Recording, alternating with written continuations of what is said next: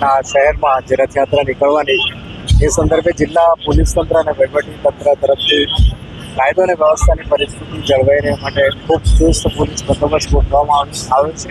Topic ભાવનગરમાં હું છું નીતિન સોની. ભગવાન શ્રી જગન્નાથજીની 41મી રથયાત્રા ભાવનગરના આંગણે દબદબે પૂર્વ નીકળવાની છે.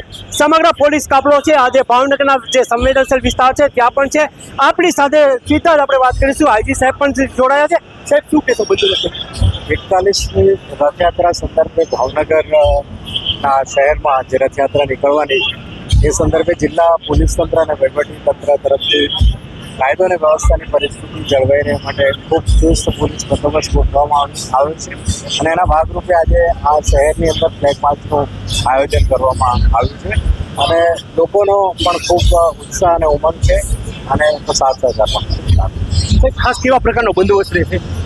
બંદોબસ્ત અલગ અલગ સેક્ટરમાં વિભાજિત કર્યો છે. મૂવિંગ બંદોબસ્ત, સ્ટેટિક બંદોબસ્ત, ડીપ પોઈન્ટ બંદોબસ્ત, ધાબા પોઈન્ટ બંદોબસ્ત, ડ્રોન સર્વેલન્સ અને સીસીટીવી કેમેરા જે છે અમારા વિક્રમના અને બીજા એના દ્વારા સતત સુપરવિઝન કરવામાં આવશે. એક સુરક્ષાની દ્રષ્ટિએ તમામ પ્રકારની તૈયારીઓ સાથે લોકો પાસે અપેક્ષા છે. લોકો બસ ઉત્સાહ અને ઉમંગથી આ તહેવારો માણસના જીવનની અંદર જે તણાવ છે એમાંથી મુક્ત કરતા હોય છે. અને ખૂબ ઉત્સાહ સાથે બાળકો, મહિલાઓ સૌ જોડાય અને તહેવારને માણે અને વહીવટીતંત્ર અને પોલીસ તંત્રને સહકાર આપે એવી અમારી.